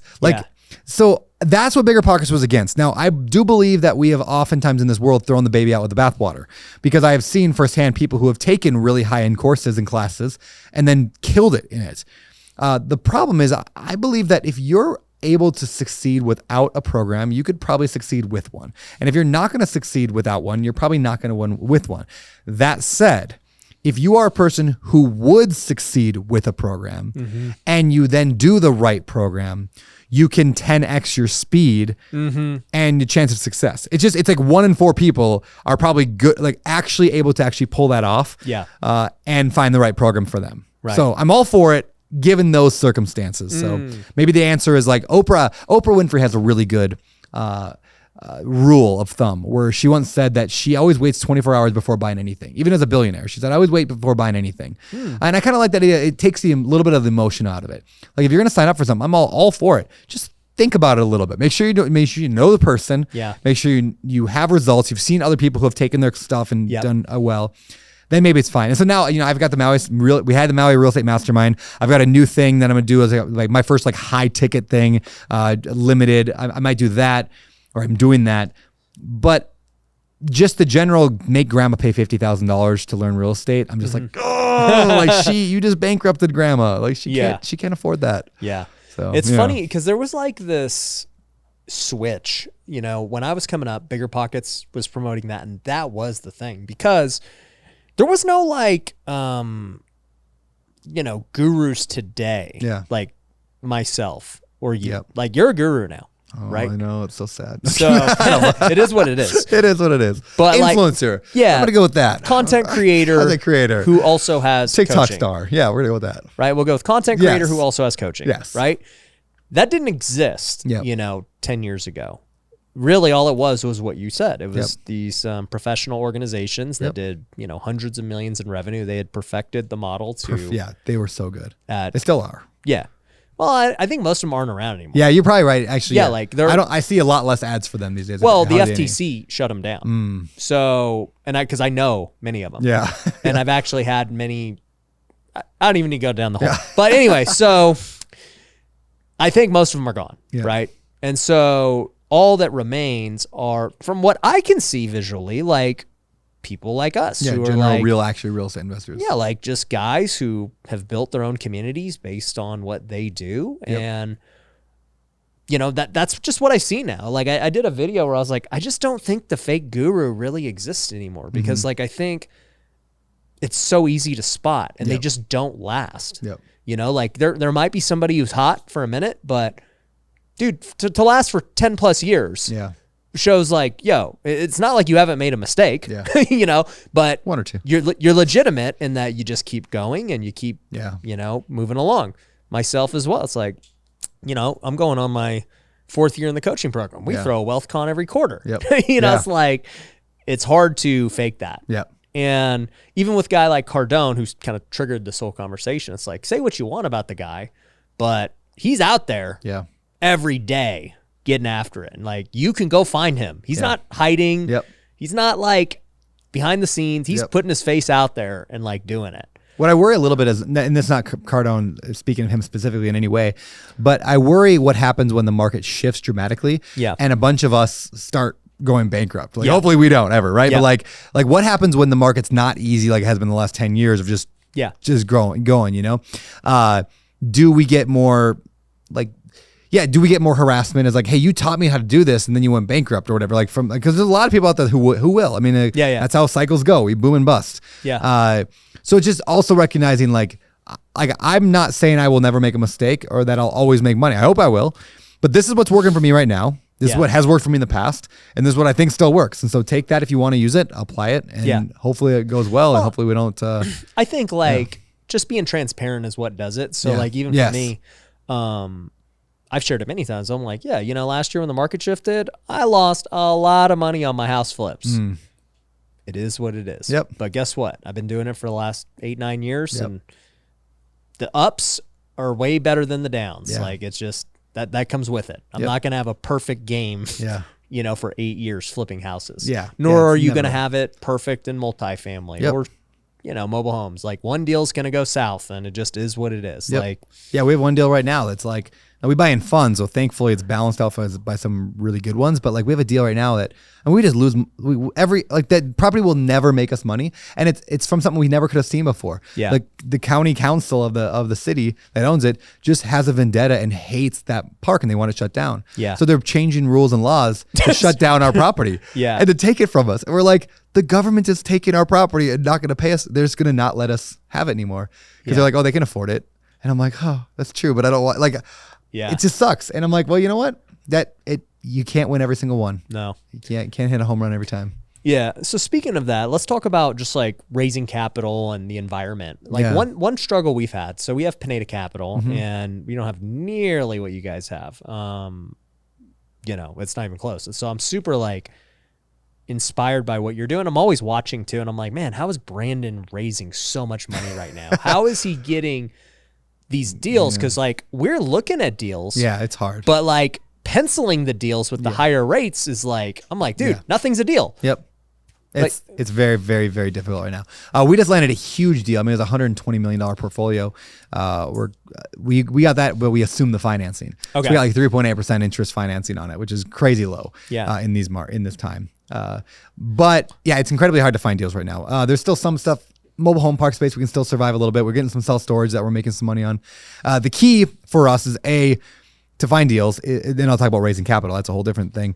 But finding deals right now, it's all about generally about the value add. Right? Because the only way to make money right now is if we dramatically improve a property. So if it's self-storage, we're dramatically improving it or building more onto it. If it's mobile home park, we're going to infill a bunch in. Meaning we're going to add a bunch of new homes. That's like the only way to make it pencil, and it doesn't pencil the first few years. This has been the biggest shift is back when we first started, like we were offering 8% preferred return. Can't do that. Year one. Year one, everyone's making 8%. I get investors that are pissed today at me because like, not a lot, but some, like I get texts from them. There's like, hey man, I just got the return. It's not looking real great now. It looks like that was only like 1% or 2% for the year. I'm like, yeah. We told you that when you signed up last year. Like the first year, we're expecting to have like 1 or 2%. This is not 2018 anymore. And I'm nicer about it. The fact is, like, everything now has to be moved into a good investment. It's not a good investment when you first buy it. And so we have to look for things that are good investments that will be long term in areas that we think will grow. But the glory days are largely past. And so are you guys doing prefs anymore? We are still doing, I think, a 7 pref. It's cumulative, I believe, still, meaning that even if we don't hit it first year, which we won't, then we owe it to you the next year. If we don't hit it that year, we owe it to the next. And so we still will hit it to people. We tell people, you will get the money. Like we're still projecting anywhere between a 12 and a 14% IRR, on average, which has dropped. It used to be 15 to 20 IRR. Back in the day. Yeah, but lower returns, which it makes it difficult, right? Because now we're in an environment where interest rates you can go get 6% in the bank account, right? That's what I was going to ask you about. So why when would you're competing against risk-free money? Yes, risk-free 6% or 2% cash flow with a potential of 11, 12, 13, 14. Potential. Versus 6 guaranteed. It's harder to raise capital that way. Now, the difference between 6 and 12, though, is still massive over a long run of investing. So most people still understand, okay, it's 12 and 6. I'd still rather take the 12. It is harder though. So here's what we've seen is it's got twice as hard to raise capital, and people are generally putting in this, call it like half as much as they maybe were. It's not quite true, but let's just say If for they easy would've, math, right? Yeah. So we're half as many people want to invest, and they're putting in half as much money. So what are our options? We can raise a quarter as much money then. Right now we can raise about a quarter of what we could have raised 2 years ago, a year and a half ago. Or you have to 4x your effort. And so that's what we've done. We've 4x'd our effort by heavily relying on ads lately. And so we've spent close to $1 million over the last 12 months on ads. And so the ads we run, I had this idea. I said, and I hope my investors listening to this don't get turned off by what I'm about to say, because it's not a bad thing, but we started realizing that raising capital is nothing but high ticket sales, right? I'm selling something, just like I'm selling a car, or just like I'm selling a $50,000 product, like a coaching program. Yep. I'm selling an investment for $50,000 to $100,000. Really, it's $100,000 minimum. You're trying to get money from them. Yep, trying to get money from them. So it's the same thing. So I said, well, how are people selling cars? And how are people selling their salespeople? And then how are people selling high ticket coaching programs online? They do ads to video sales letters, to getting on a call with a salesman, to follow up text messages. And I said, what if we built that all out for our syndication company? Yeah. And that's what we did. We then actually hired like a high ticket sales who'd never worked in real estate before. Like one of the top like high ticket sales for people like course creators. And we said, pretend we're a course. What would you do? And they coached, they actually helped us build out an entire system, and it worked. Fascinating. It was expensive, and it ate up all of our income, right? Because the only money we make is acquisition fees. I actually want to talk. I'll talk to you about that. It ate up all of our acquisition fees. So it's not a sustainable model. But when it's like, oh shoot, we have $40 million to raise in the next 3 weeks, and our audience, I can't raise it for my audience anymore. You either give up and lose $1 million in earnest money, or you spend $1 million on ads. And so we had a deal last year where I lost the earnest money. Did you? Yeah, it sucks. It happens. It's happening and by all the way, the time. when you guys lose the earnest, so everyone listens. I lost the earnest money. Not the investors. The investors didn't. Yep. We just didn't raise, and I had to eat it. Yep. And it sucks. It was right when the market shifted too. It was a really rough time. Yeah. It was really rough. But that was around that time. I think I was trying to figure out the ad thing, and it helps. Now I did have this goes to a social media thing, but I did have a call the other day with my team. I have a team of like setters and closers, just like you'd have in big high ticket sales, right? I have setters, closers. I had a meeting with them, and it was kind of a rah-rah, like, hey, we did it. Like, it's really like congratulatory, because we raised the money we needed. And one of the guys, I was giving them all props of like how good they all did, and we're talking about how awesome it was. And then one of the guys said, oh, Brandon, just realize that, and this is not like a pat on the back like me, but like they were saying like, the reason we're able to do this is because 99% of our cold calls, like people who just randomly click an ad, they say, oh yeah, I know Brandon from the podcast. Oh, I read Brandon's book. I like him. Yeah, I know him. And so it like even cold traffic is warm traffic. Yeah, when they've heard of you for years and years and years and years and years. And so it made my team. I don't know if anybody else can do what we did with the ad system that we built, because it's not actually cold traffic. And again, we're barely breaking even, if probably losing actually, of what we make in acquisition fees. Yeah. And we're willing to do it.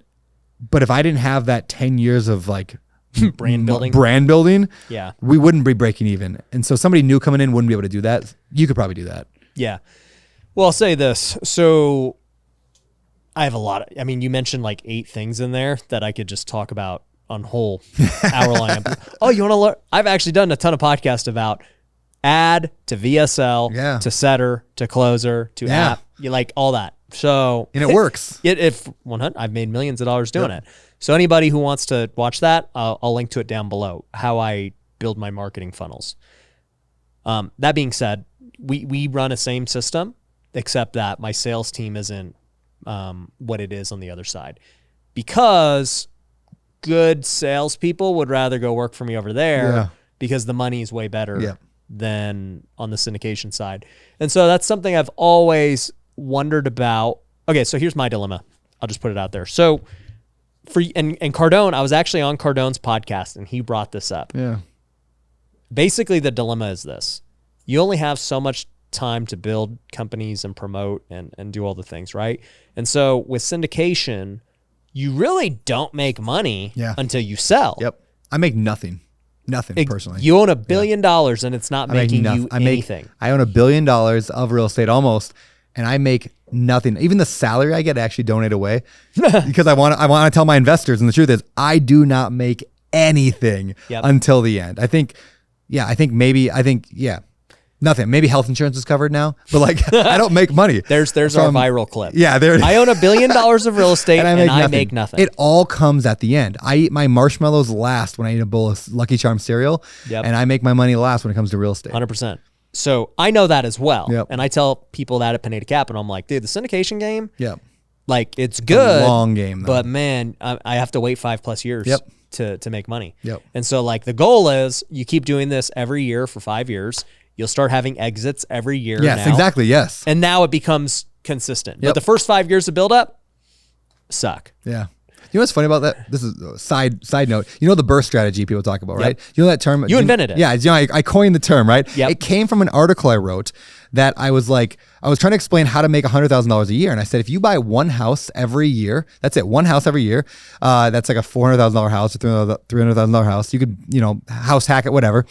After you did it every single year, it's one house a year. After year 5, you just sell the one you bought 5 years ago, and now you make $100,000 a year forever. Yeah. And I explained the strategy as a buy, rehab, rent, refinance, repeat. And I said we can call it the Burr strategy, and then it took off. So anyway, similar tactic. If you just don't make your money right now with Burr, you don't make your money right now with syndication. Rental's not changing your life right now. So that's why I'm such a proponent of learning to flip and wholesale. Yeah, you need money coming in. Yeah, I'm like, you got to create active income. Yeah. Some way, somehow. As much as we think active income is bad, you need it. Yeah, that's funny. It's so then, you have to have a way of making money, right? That was one of my biggest problems with BiggerPockets, like early on, was everyone was like, you got to get passive, you got to get rentals. And I'm like, bro, I'm broke. Money. Yeah. I need to make money. Exactly. Yeah, I need money. So I made all my like living expenses all came from selling books. So my book, the book on rental property investing, is like still the best selling book I've ever. I think it's sold 1 million or 2 million copies at this point. And the other books, I have 5 or 6 of them. They were making me really good money. Now, when I left the podcast, that has dropped dramatically. So this, what percent has it dropped? You say 80% probably. Wow. Now some of that's COVID, some of that's results of COVID. Meaning like Amazon stocked up on a lot of stuff and then stopped buying for a long time. There's some mess there they explained to me, but it dropped 80-90% sometimes. So my income has gone to almost nothing in terms of income. So this year has been a really funny thing where I'm like I have a bunch of savings. I made a bunch of money. I make money, and I have my own rentals, and I've got some Airbnbs that make tens of thousands. So I make money, but I also spend a ridiculous amount of money. So what do you spend a month? What's your living?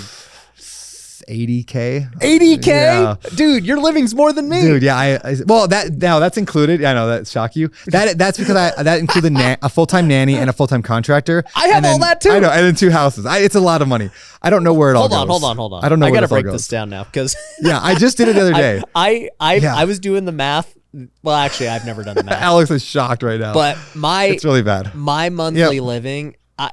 This is not accurate by any means, but my guesstimate is it's like 50. Yeah. But it's probably actually... My guess was 50 until I sat down on mint.com. I went on mint.com the other day and I was like, I'm going to find this out. So I went for a couple months and I looked at it.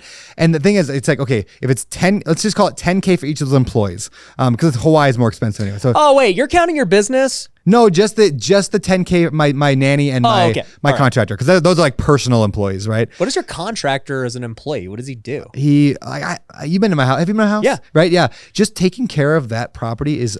Okay, so you're just talking your landscaper, your landscaping, pool guy. pool. Okay, all right. Yeah, but I also still have a landscaper and a pool guy because he doesn't do all that. I'm also I had a ton of projects to do around the house. Like I'm building like a deck with all this stuff. I get it. So That's just like expenditures. Yeah, right. So figure 10 grand for each of those. The actual house in Hawaii is about 10K. For my new mortgage is 20. Is it really? Shoot. Wow. Yeah, so I got about 10K there. I have about 10K at I have that second house. That's about 10K. Yeah. All combined. So that right there is 40, right? So not counting anything else. Like I don't have much. I have a car payment on one of my trucks. I just never. But you paid go off. on vacation. The vacation, travel. Every month it's at least 10K for travel. Yeah. Every month. So now I'm up at 50. Yep. And then just my credit card of I put everything on my Marriott Bonvoy, right? Yep. That's typically between 15 and 25. Just stuff. That's just stuff. Going out to eat, when I'm random travel stuff, like which is whatever that. You don't even have a watch. You're wearing an iWatch. I'm wearing an Apple Watch. Yeah, this thing cost me $500. Imagine if you got a watch addiction. Yeah, I know. I don't buy crap. That's what's crazy. It's like you're just buying experiences. Okay, I buy some crap. What do I buy? There's no reason for you to spend $80,000. There's no reason. A month. No, a month. This is a month. That's his only outfit. That's my only outfit. I only wear this. I don't know where the money goes. Yeah. All right, so my $50K a month I spend. That's just a guess. It may be. Yeah, it's closer bad. to you. Okay, but, so I am. Yeah, so now I make no money and I'm spending $80,000 a month, right? That's a real problem. I'm going to have to solve for it at some point. But here's the point of all of that I want to bring You up. still did Better Life 100%. And I still made it 100% charity. Now, I am now feeling the pain of that. I mean, not pain. I have a chunk of savings, but I see my savings number drop. And I'm like, all this year, though, for the past 18 months, I have not been making really much money, right? Now, again, I have a couple Airbnbs. They make 20-ish thousand a month. And I rent out my other units. So and you're investing in your own deals I'm investing in every deal I ever do, right? Every time I make cash flow from those. Yeah. So I make money. But if I had to guess right now, I mean, like, I'm probably bringing in an active income, like from those things, passive income and active income all combined. Let's call it 50. Yeah. Right. So you're negative 30. So I'm probably negative 30 right now, but I don't care at all. And this is the point I want to bring up here, and this is why I'm being vulnerable. You're no longer expenses. financially free like you were 10 right. years ago. But at any point, you're right. I'm no longer technically financially free because at any point. Well, first of all, at any point I can rent out my house. I can rent out my second home. At any point I can let go of my two staff that are in-house staff. At any point I can not travel and spend $10,000 a month on travel. Right. At any point I can become profitable. I have no problem with that. I can become profitable. Right. Yeah. It's like how Amazon's operated for 20 years. Yeah. Is like they don't need to be profitable. We know the long game. But here's the bigger reason why I don't care. Because at any moment I can make $1 million. At any moment I can go out and make money. Yeah. I mean, like that's why like. I could launch a new course. I could make something. I could do affiliate marketing. I could go and tell everyone to go sign up for your thing and work in it. Wait, what are we doing here? We got to get you out of the hole. Yeah, no, but all right. That's why I don't care. We got the next thing going. Yeah, so I've just not cared. And the point being, when millions of people know, like, and trust you, you will never have to worry about money the rest of your life. That's why I don't worry about it. Yeah. And like we're gonna sell one of our funds this year. Like we'll sell one of our early funds. And I'll make millions of dollars from that. Like none of that worries me. Yeah. Because I've built 10 years of a brand. And when you have a brand, they can't take, unless you destroy your brand, like you can always make money when they know, like, and trust you. So that's why I don't worry about it. That is fascinating. Yeah. I have wondered how it was going just from knowing how the syndication game is. I'm like, I mean, he's killing it, but man, I mean, I wonder how he's doing. Yeah, no money in it. But I wouldn't have guessed you were spending that much a month. Yeah. I thought I was I thought I was eccentric. I do think those are high numbers. Like those are not average for the year. I would guess we're similar. Yeah, I probably am similar. Yeah. The contractor's not last. In fact, the contractor already gave him is like, we're just about done with the projects he was working on. So I won't have that. That'll drop down to probably $2,000 a month of just like a 2-hour a week, person coming over to do like yard stuff. Yeah. The house the vacation house I have in actually that's funny. Here's a real estate tip for everybody. It's gonna change your life. Before buying a vacation rental, make sure you check with the HOA that you're allowed to have a vacation rental. Yeah.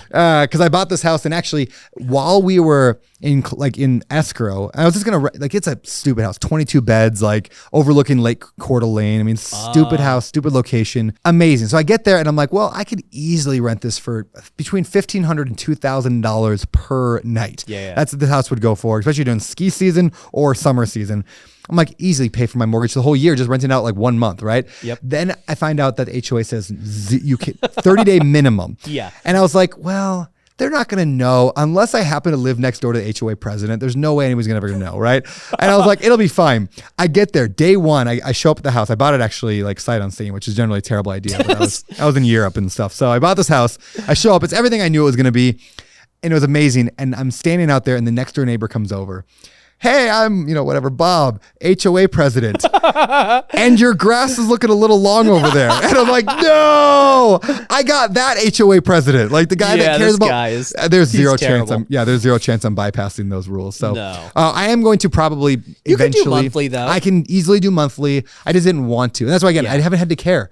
So when I have to care, I can instantly cut probably $40,000 to $50,000 a month at any given moment right now. Yeah. With very little change in my life. But you got big chunks of money coming in from the sale of a fund. Yep. Like you said too, you can spin up something new. You can affiliate, which I think is your best option because it's already built in. So Oh yeah, affiliate would be a super easy way to do it. I do have. I mentioned earlier, like I have one high ticket mastermind that I've not done. I'm gonna do that. We'll talk more about that later because maybe you want to be in it. Basically, I want a group of people, just like a very small group of like we want to be billionaires through real estate. So I want like a really like that'd be tight. a very high end of like the most aggressive people I can find. So that's what I'm like, if I can do that, I'll make some money off that one and then we'll just, we'll figure it out. I'm not worried about it. As long as we can cover that $30,000 gap right now. As long as I can cover the gap, I'm fine. We'll be as long good. as I can get it. Yeah, there we go. No, actually, so I don't actually, this is like, what I want to do is I want, like what everyone says, I want passive income to cover it. Yeah. What I did though is I sold almost all my rental properties. Yeah. And I only have, I've got my Airbnbs could pay all my mortgage, like all my bills, but I sold all my other vacation or all my rentals because of the mental real estate they take up.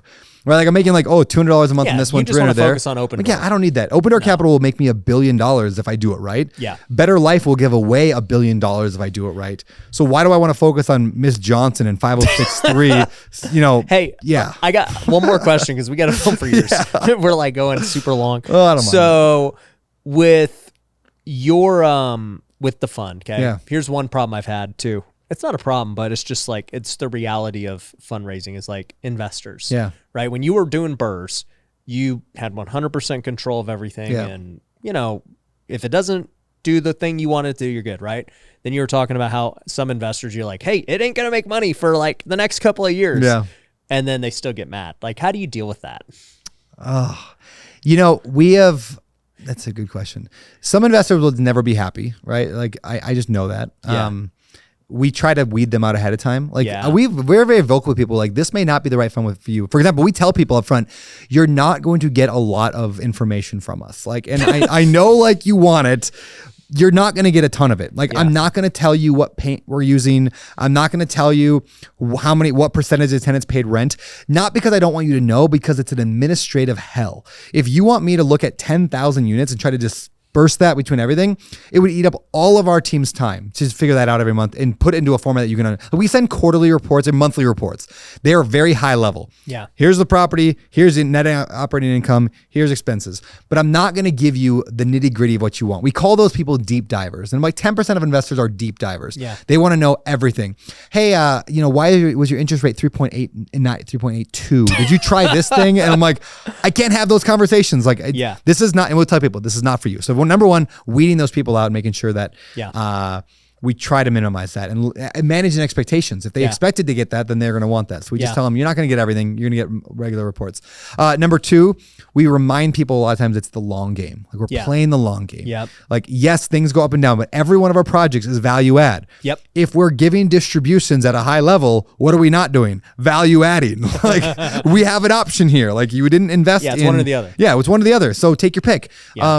And then three, honestly, people. And I actually had the investor that was the most upset, and he had a good right to. Like his email somehow was on our spam list or whatever, like our do not mail list. I don't know how it happened. Maybe he hit the spam button once. Maybe I don't know. Yeah. So he was not getting updates, and for like several months in a row, he was texting me, and I would like send it to my guy, and I'm like, hey, this guy's got to get updates, and okay, I'll make sure I take care of it. Didn't get taken care of for like 3 months in a row. He was pretty upset. And then he made this great point. He said, I wouldn't care about the return if your communication was 100%. Yeah. And that's the truth of it, right? People understand. I'm actually invested in multiple syndications right now with other people that are doing terribly. Like I invested in other people's deals that are doing just terribly. Mm-hmm. I don't one of them, they're really good about communication. I don't care. The other one doesn't communicate at all. And it ticks me off. Yeah. They're both doing bad. So it's all like communication. Yeah.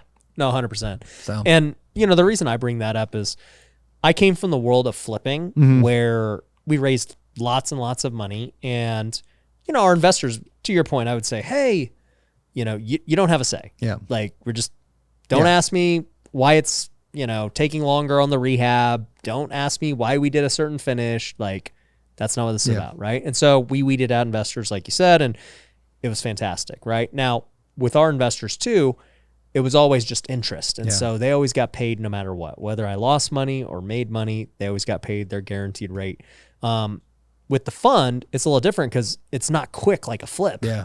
Like everybody's like, oh, cool. Like we're going to be in and out of this. Yep. And under 6 months. This is great. So the fund's been a mindset shift. And, like 99% of our investors are amazing. Yep. They're chill. And so I love all of our investors.